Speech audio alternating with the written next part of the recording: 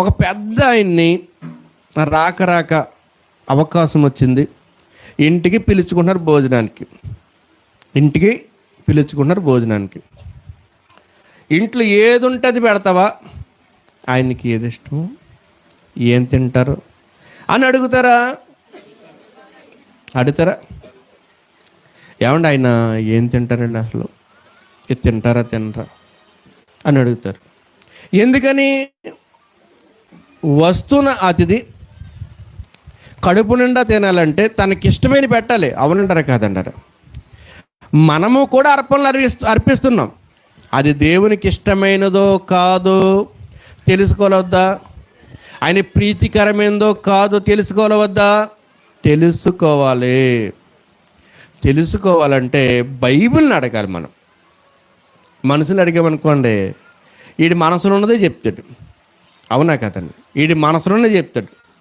దేవునికి ఏమి ఇవ్వగలం చెప్పండి? దేవునికి ఇది ఇచ్చేద్దాం అనుకుంటే ఏమి ఇవ్వగలం? ఏమి ఇస్తామండి? డబ్బులు ఇవ్వగలమా? ఆస్తి ఇవ్వగలమా? ఏమి ఇవ్వగలం? ఏది ఉన్నాయంటే అది మనకిచ్చినవి అయినా. కానీ వీళ్ళు అనుకుంటారో ఏదైనా కొంచెం ఇచ్చింది అది నేను దేవునికి ఏదో ఇచ్చేసాను. నేను చాలాసార్లు అనుకుంటాను, మీరు కానీ అనుకోండి, ఇంకా బ్రతుకున్నామంటే ఇది ఎవరిచ్చింది? అవునండి, ఎవరిచ్చింది? ఇంకా శరీరం ఎలాగుందంటే ఎవరిచ్చారు?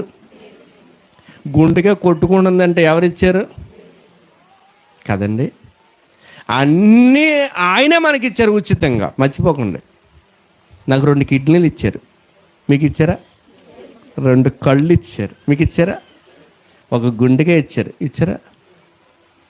కదండి. మన శరీరంలో చిన్న కాదండి. అవునంటారా కాదంటారా? 1 కిడ్నీని ఇలా మెలెట్టడానికి ఏంటి పరిస్థితి?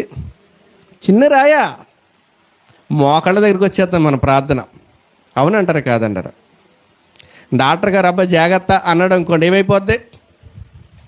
రేపు పాస్టర్ గారికి చెప్పరా, ఏంటి దానికి వాతావరణం, నా కోసం ప్రార్థన చేయించు. ఎప్పుడు వస్తుందండి ప్రార్థన గొడవ? భక్తి కూడా ఎప్పుడు వస్తుంది? దేవుడు ఏదైనా గిల్లితేనే.